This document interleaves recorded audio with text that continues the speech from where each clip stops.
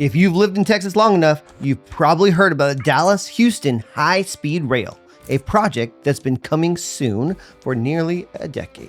But now, after years of delays, it might be showing signs of life again, thanks to new partnerships between Texas Central and Amtrak. And if things actually get built, it could completely change how people live and invest across North Texas. That's right. This project has been talked about since around 2015. But what's new is the momentum. Amtrak and Texas Central signed a formal agreement this year to explore federal funding and begin environmental and engineering updates for the 240-mile route. If it happens, we're talking about a 90-minute train ride from downtown Dallas to Northwest Houston, with potential connections to College Station and even Austin later on. I mean, honestly, that excites me. But the question is, why does this matter for real estate? Because infrastructure, especially transportation, is one of the single biggest long-term value drivers for any region. Whenever you connect major metros with high-speed transit, you shrink the economic distance between them, and that creates new commuter markets, new investment zones, and entirely new patterns of population growth. Exactly. Let's start with what's planned. The Dallas terminal would be near downtown, likely in the Cedars or Southside area, just south of the convention center. The Houston terminal would be near the old Northwest Mall site. That means both ends of the line are in urban core zones that have struggled with underutilized land and aging infrastructure. And that's about to change. Think about what happened around DART stations in Plano and Richardson. Property values within a half a mile of new transit nodes rose by 30 to 50% faster than citywide averages. The same principle is going to apply here, just on a much bigger scale. Yeah, and this isn't just about downtown. Every major infrastructure project has ripple effects. The proposed Dallas Station area around the Cedars and South Lamar is already seeing early speculation. Investors, developers, and city planners are looking at how to densify and redevelop around potential station footprints. And this means more mixed-use zoning, high-density residential, and transit-oriented developments. The kind of projects that typically bring in cafes, small businesses, and modern multifamily housing. From an investment standpoint, this could reshape how people think about distance in Texas.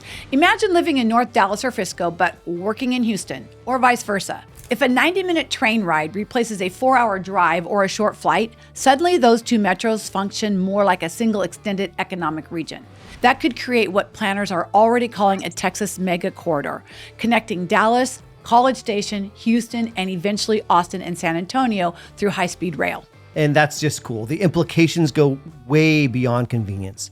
When you have infrastructure like this, you see entirely new housing markets emerge. Developers start targeting areas with easy station access. Commercial hubs form around rail stops. Property near new lines appreciate well before completion. We saw the same thing happen with California's early bullet train developments and Florida's Bright Line service connecting Miami, Orlando, and Tampa. So real estate values along those routes jump even before the trains start running. And this is where Dallas stands to benefit the most, because our city is already designed around infrastructure expansion. Projects like I-635 East, DFW Terminal F, and the Trinity River redevelopment show that Dallas invests for long horizons. So if the high-speed rail moves forward, expect the Cedars, downtown Dallas, South Lamar, and even Arlington to experience renewed developer attention, particularly for high-density and multifamily projects. Now let's talk realism. The project isn't fully funded yet.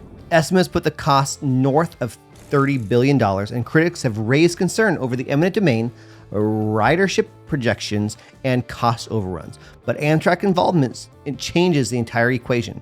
It brings federal support, regulatory experience, and access to federal infrastructure grants. That means the odds of this project actually happening are much higher than they've been in any of the years past. Exactly. So the right mindset for investors and homeowners is this.